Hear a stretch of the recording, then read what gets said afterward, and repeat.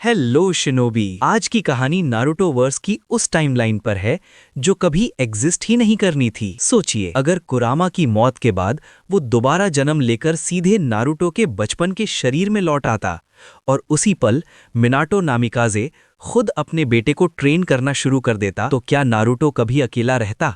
क्या उचिहा नरसंहार वैसा ही होता? और क्या ओबितो को रोकना इतना आसान रहता? आज की इस व्हाट इफ कहानी में एक फैसला पूरी निंजा दुनिया की किस्मत बदल देता है। तो बिना समय गंवाए चलिए शुरू करते हैं।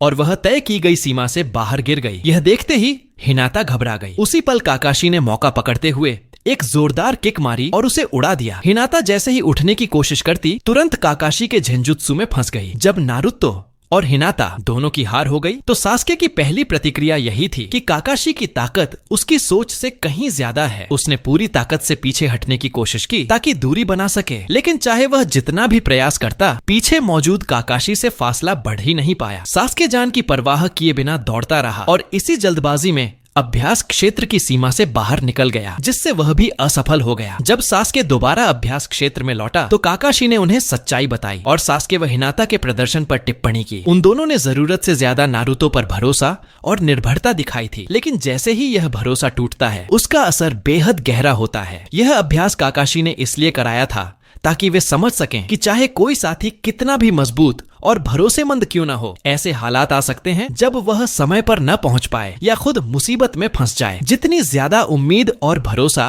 किसी साथी से लगाया जाता है, अगर कभी वह भरोसा पूरा न हो पाए या पूरी तरह ढह जाए तो नतीजा ठीक वैसा ही होता है जैसा अभी इस अभ्यास में देखने को मिला, पूरी तरह बिखरा हुआ। काकाशी की यह झकझोर देने वाली बातों ने हिनाता और सास्के को गहरी सोच में डाल दिया। उनकी कमियां गिनाने के बाद काकाशी ने नारुतो से पूछा कि क्या वह एक और असली मुकाबला करना चाहता है अपनी कमियां खुद खोजने के लिए। यह सुनते ही नारुतो उत्साह से भर गया। जो अब तक सिर्फ हालात के साथ चल रहा था, उसके हाथ कब से खुजला रहे थे। कुरामा और मिनातो की मदद से नारुतो ने निंजा अकादमी से नए छात्रों में पहला स्थान हासिल करके ग्रेजुएशन किया था और उसे काकाशी की टीम में रखा गया था। अब उसकी कमियां तलाशने के लिए काकाशी उससे एक के बनाम एक की लड़ाई करना चाहता था। यह सुनकर सास्के पूरी तरह चौंक गया। उसके मन में सवाल उठा, क्या सच में काकाशी ने नारुतो की कोई कमजोरी खोज ली है? क्या ऐसी कोई चीज वाकई मौजूद है? पिछले कुछ सालों में वह और नेजी इस कमजोरी को ढूंढने में कोई कसर नहीं छोड़ चुके थे, लेकिन नतीजा हमेशा शून्य ही रहा था। नारुतो को जोश से भरा देख काकाशी ने तुरंत एक शैडो क्लोन बना लिया और उसे उसी से लड़ने के लिए उकसाया। यह देखकर नारुतो को हल्की सी निराशा हुई, लेकिन काकाशी ने समझाया कि यह क्लोन उसके लगभग आधे चक्र का बना है और कम समय में इसकी लड़ाकू ताकत असली शरीर से बहुत ज्यादा अलग नहीं होगी। इस मुकाबले को काकाशी भी पूरी गंभीरता से ले रहा था। उसने हेडबैंड उठाया और तय कर लिया कि शुरुआत से ही शारिंगन के साथ लड़ेगा। काकाशी की आंख में शारिंगन देखते ही सास्के चौंक उठा। उसके पास उचिहा कबीले की आंख कैसे हो सकती है, वह भी सिर्फ एक? उसने अपने मन की बात पूछ ही ली कि काकाशी के पास शारिंगन कैसे आया। इस पर काकाशी ने बस एक छोटा सा जवाब दिया, यह मुझे एक दोस्त ने दिया था। हल्की सी बातचीत के बाद मुकाबला औपचारिक रूप से शुरू हुआ। काकाशी एक पल में ही धुंधली सी परछाई बन गया और सीधे नारुतो पर टूट पड़ा, लेकिन नारुतो बिल्कुल भी नहीं घबराया। उसने तुरंत हाथों की मोहरें बनाई और water style water wall technique चला दी। हवा में मौजूद नमी पल भर में पानी में बदल गई और लहरों से बनी दीवार के पीछे नारुतो का शरीर ओझल हो गया। जैसे ही पानी की दीवार बनी, काकाशी पहले ही अपनी तलवार निकाल चुका था। उस पर लाइटनिंग चक्र चढ़ चुका था। एक सीधा क्षैतिज वार, पानी की दीवार बीच से कट गई और तलवार पर चमकती बिजली सीधे दीवार के पार नारुतो की तरफ जा पहुंची। नारुतो की परछाई एक जोरदार धम्म की आवाज के साथ काकाशी के सामने खड़ा नारुतो धुएं में बदल गया। वह सिर्फ एक शैडो क्लोन था। अगले ही पल नारुतो का असली शरीर काकाशी के ठीक सिर के ऊपर हवा में प्रकट हो गया। काकाशी ने तुरंत सिर उठाकर देखा। अपने 3 टोमोए शारिंगन की मदद से उसने नारुतो की उस पल की हालत साफ देख ली। उसकी आंखें खड़ी लाल पुतलियों में बदल चुकी थीं और आंखों के चारों ओर गहरी लाल आई शेडो जैसी परत थी। चेहरे पर मौजूद खास मूंछों के निशान के साथ उसका हमेशा का उजला और खुशमिजाज चेहरा अब कहीं ज्यादा बेकाबू और आक्रामक लग रहा था। यह था फॉक्स सेज मोड। लेकिन काकाशी को सबसे ज्यादा झटका उस चीज ने दिया जो नारुतो के हाथ में बन रही थी। घुमावदार चक्र से बनी एक गेंद। वह मिनातो सेंसी की रासेंगन थी, लेकिन यह कोई साधारण रासेंगन नहीं थी। यह कुरामा की सेज चक्र से बूस्ट की गई सेनजुत्सु रासेंगन थी। अपनी तरफ झपटते नारुतो को देखकर काकाशी ने एक पल की भी हिचक नहीं दिखाई। उसने तुरंत अपने हाथ में भी बिजली इकट्ठा की। राइकिरी! दोनों के टकराते ही एक जबरदस्त शॉकवेव फूट पड़ी। दूर खड़े सास्के और हिनाता तक इस टकराव का असर पहुंचा। जब सब कुछ शांत हुआ तो देखा गया कि नारुतो बिल्कुल सुरक्षित खड़ा था, जबकि काकाशी का कंधा घायल हो चुका था। असल में टकराव के बाद काकाशी ने हमला जारी नहीं रखा। उसने राइकिरी वापस खींच ली और साइड में हटकर नारुतो के वार से बचने की कोशिश की। इसी वजह से रासेंगन उसके कंधे को बस छूकर निकल गई, लेकिन सिर्फ एक हल्की सी खरोंच भी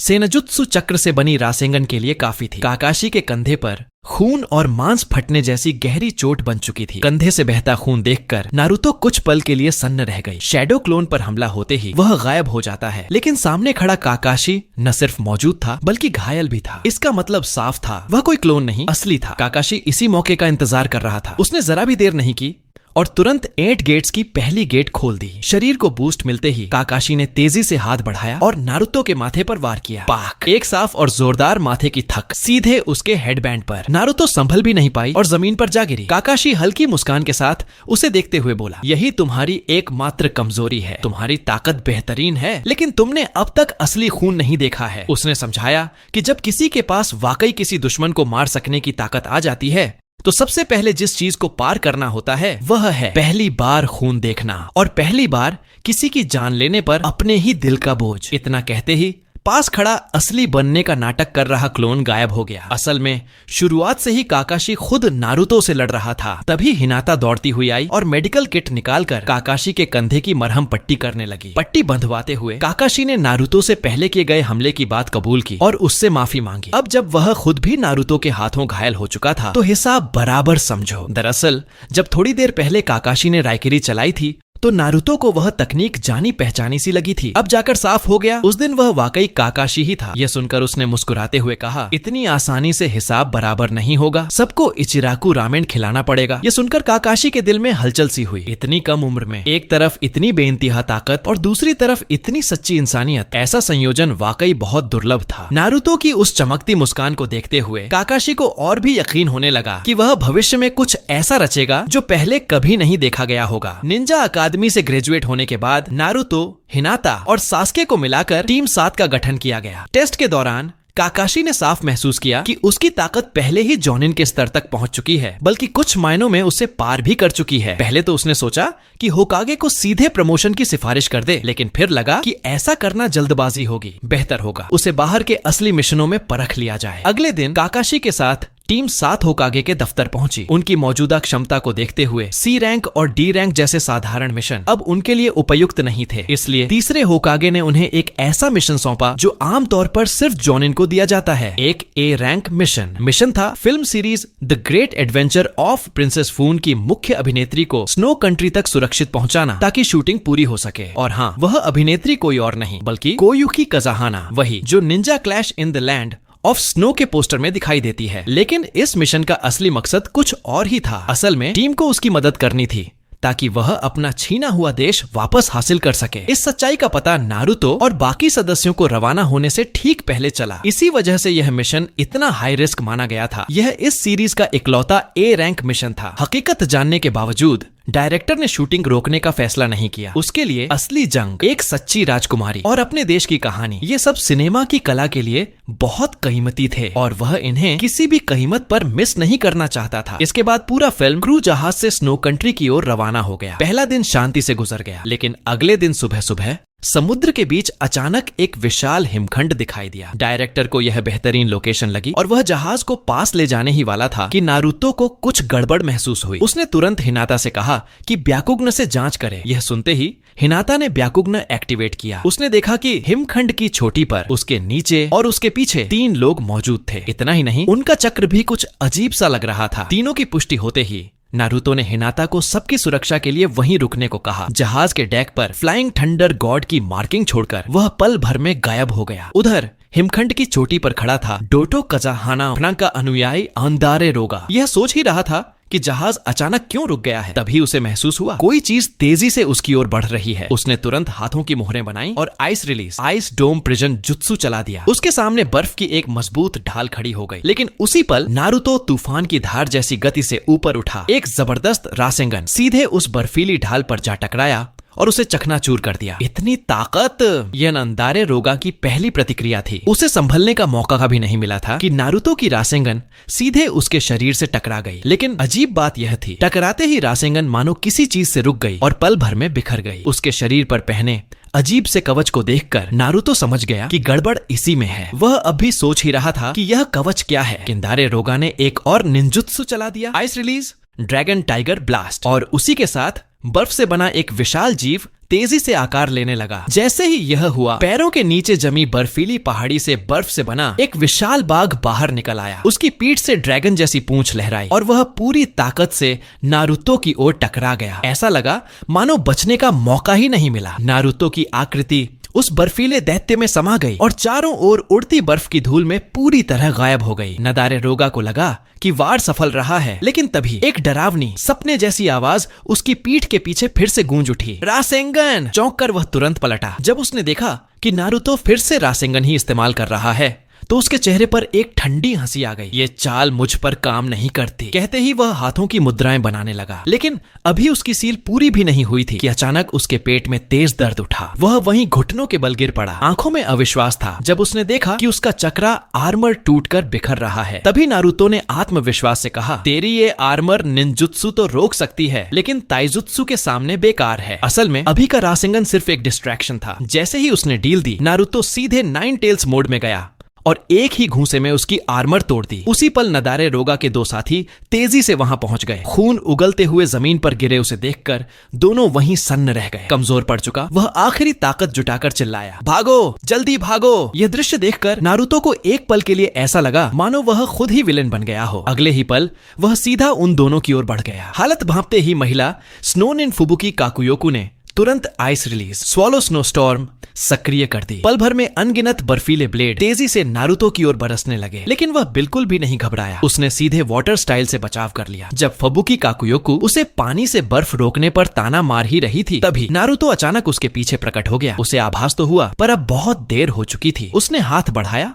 और सामने से सीधा एक जोरदार थपका उसके माथे पर जड़ दिया। उस एक वार की ताकत इतनी थी कि वह वहीं बेहोश हो गई। खून से सना चेहरा लिए नारुतो तुरंत मुड़ा और आखिरी बचे स्नो निन की ओर देखा। बस एक नजर उसे ऐसा महसूस हुआ जैसे नारुतो के पीछे एक बेहद खौफनाक दानवी लोमड़ी दहाड़ रही हो। वह दमनकारी प्रेशर उसके दिल को कुचल देने के लिए काफी था। उसके पैर कांपने लगे, फिर भी एक एलिट स्नो निन होने का घमंड उसे जबरन संभालने पर मजबूर कर रहा था। एक जोरदार दहाड़ के साथ वह पागल भूरे भालू की तरह पीछे देखे बिना भाग खड़ा हुआ। यह देखकर नारुतो कुछ पल के लिए बिल्कुल चुप रह गया। फिर वह उसके पीछे गया और नाइन टेल्स मोड के ताइजुत्सु से उसे भी जमीन पर गिरा दिया। इसके बाद बड़बड़ाते हुए बोला, या तो मेरी जहन जुत्सु ही बेकार हो गई है या फिर कुरामा तेरा चेहरा अब डराता नहीं है। यह सुनते ही मानसिक दुनिया में मौजूद कुरामा भड़क उठा। अपनी जहन जुत्सु ठीक से सीख नहीं पाता और इल्जाम मुझ पर डाल देता है। मिशन के दौरान नारुतो ने अकेले ही स्नो देश के 3 एलिट जोनिन्स को आसानी से हरा दिया। लड़ाई खत्म होने के बाद उसने फ्लाइंग थंडर गॉड का इस्तेमाल कर तीनों को जहाज पर पहुंचा दिया और सीलिंग जुत्सु से उनकी हरकतों पर पूरी तरह रोक लगा दी। नारुतो की यह तेज और निर्णायक जीत मौके पर मौजूद सभी लोगों को हैरान कर गई। इनमें काकाशी भी शामिल था। उसे पहले से अंदाजा था कि सामने वाले नारुतो के लेवल के नहीं हैं, लेकिन इतनी जल्दी हार जाना ये तो कुछ ज्यादा ही था। उसे अचानक पुराने दिन याद आ गए, जब कभी मिनातो सेंसे किसी से भिड़ते थे तो उनकी सबसे बड़ी पहचान भी यही थी, स्पीड। इस मामले में नारुतो सच में बिल्कुल उन्हीं जैसा था। यह सोचकर काकाशी के मन में शक उठा, कहीं यह सब उसे मिनातो सेंसे ने ही तो नहीं सिखाया। कुछ देर बाद स्नो देश के पोर्ट पर डोटो कजाहाना एयरशिप के अंदर खड़ा पूरी उम्मीद के साथ इंतजार कर रहा था। उसके हिसाब से नदारे रोगा और उसके 2 साथी कोयुकी कजाहाना को पकड़ने में कभी फेल नहीं हो सकते थे। उसी समय नारुतो की टीम की नाव धीरे धीरे पोर्ट के करीब पहुंच रही थी। बयाकुगन की मदद से हिनाता ने सबसे पहले डोटो कजाहाना की मौजूदगी को भांप लिया। रिपोर्ट सुनकर नारुतो थोड़ा चौंका। सोचा नहीं था कि इस मिशन का बॉस इतनी जल्दी खुद सामने आ जाएगा। थोड़ा सोचने के बाद उसके दिमाग में एक प्लान बन गया। उसने पहले एक शैडो क्लोन निकाला जो तुरंत कोयुकी कजाहाना का रूप ले लेता है। खुद वह नदारे रोगा बन जाता है जबकि हिनाता और सास्के उसके दो साथियों का रूप धारण कर लेते हैं। अब उन्हें डोटो काज़ाहाना के सामने एक पूरी एक्टिंग करनी थी। शक से बचने के लिए काकाशी बाकी सभी को लेकर छिप जाता है। कुछ देर बाद नारुतो और बाकी लोग बिना किसी रुकावट के किनारे उतरते हैं और डोटो काज़ाहाना से मिलते हैं। उसे जरा भी शक नहीं होता और वह सबको सी कन्फर्म्स अपना एयरशिप में ले जाता है। एयरशिप के अंदर पहुंचते ही सास्के चुपचाप टीम से अलग हो जाता है और हिनाता से पहले मिली जानकारी के आधार पर जहाज पर मौजूद बाकी लोगों पर एक एक कर हमला शुरू कर देता है। वहीं दूसरी ओर नारुतो बातचीत और एक्टिंग के जरिए डोटो काज़ाहाना की असली मंशा उगलवा लेता है, पूरे निंजा वर्ल्ड पर राज करने की लालसा। फिर नदारे रोगा का रूप बनाए रखते हुए वह अचानक पीछे से हमला करता है। 9 टेल्स मोड की एक जोरदार घूंसे में डोटो काज़ाहाना पूरा उड़कर दूर जा गिरता है। लेकिन यह देखकर नारुतो खुद हैरान रह जाता है। उसकी चक्रा आर्मर टूटी नहीं थी। अचानक पड़े इस वार से डोटो काज़ाहाना पूरी तरह गड़बड़ा जाता है जब वह देखता है कि नदारे रोगा की जगह अब एक पीले बालों वाला लड़का खड़ा है जिसके माथे पर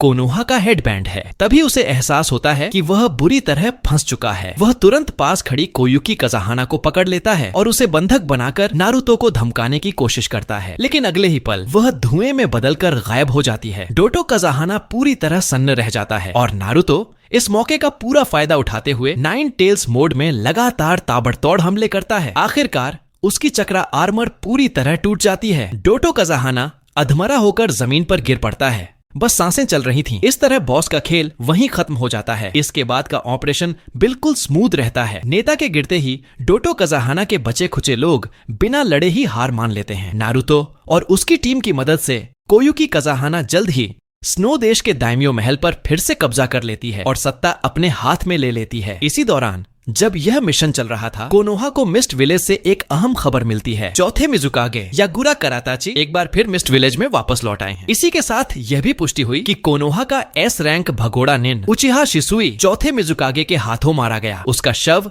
मिस्ट विलेज वापस लाया गया। हालांकि मिस्ट विलेज ने यह स्पष्ट किया कि शिसुई का शव कोनोहा को सौंप दिया जाएगा। यह जानकारी मिलते ही तीसरे होकागे ने तुरंत एक आपात बैठक बुलाई और पूरे मामले पर चर्चा शुरू की। कुछ समय बाद नारुतो और उसकी टीम स्नो देश से वापस लौटी। काकाशी की पूरी रिपोर्ट सुनने के बाद तीसरे होकागे ने टीम 7 के प्रदर्शन की खुलकर सराहना की, खास तौर पर नारुतो को लेकर। उसकी समग्र परफॉर्मेंस को देखते हुए यह साफ हो गया था कि उसे अब जेनिन स्टेज पर रोक कर रखने की कोई जरूरत नहीं है। विचार विमर्श के बाद तीसरे होकागे ने एक विशेष निर्णय लिया। नारुतो को सीधे चूनिन के पद पर स्पेशल प्रमोशन दिया गया। इधर गांव लौटते ही काकाशी को तीसरे होकागे से एक नया मिशन सौंपा गया, मिस्ट विलेज जाकर शिसुई का शव वापस लाना। इसके बाद काकाशी तुरंत एक ANBU स्क्वाड के साथ कोनोहा से रवाना हो गया। कुछ समय बाद उनकी टीम सफलतापूर्वक मिस्ट विलेज पहुंच गई। मेई तेरुमी के नेतृत्व में उनकी मुलाकात चौथे मिजुकागे यागुरा कराताची से कराई गई। हालांकि यागुरा का रवैया काफी ठंडा था। उसने किसी तरह की औपचारिक बातचीत किए बिना सीधे काकाशी को गांव के बाहर मौजूद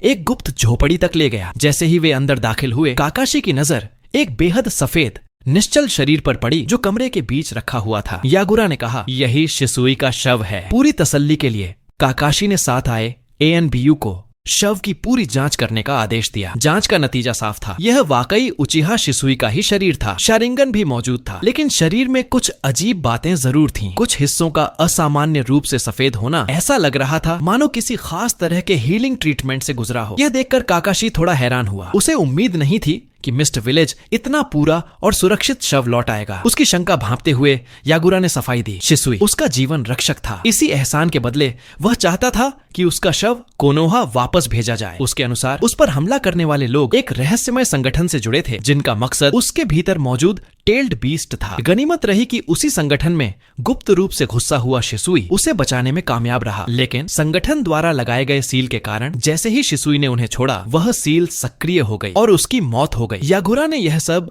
बहुत ही साधारण लहजे में कहा। उसके शब्दों में न कोई अफसोस था, न कोई भावनात्मक उतार चढ़ाव। इस वजह से काकाशी यह तय नहीं कर पाया कि वह सच बोल रहा है या नहीं। जब उसे पता चला कि वह संगठन टेल्ड बीस्ट्स इकट्ठा कर रहा है, तो काकाशी के दिमाग में सबसे पहले नारुतो का ख्याल आया। वह उनके इरादों के बारे में पूछना चाहता था, लेकिन यागुरा ने साफ कहा कि उसे खुद भी इसके बारे में ज्यादा जानकारी नहीं है। चाहे यह कहानी सच हो या झूठ, इतनी अहम जानकारी को नजरअंदाज नहीं किया जा सकता था। फैसला करते ही काकाशी और उसकी टीम यागुरा से विदा लेकर शिसुई का शव साथ लेकर मिस्ट विलेज से रवाना हो गई।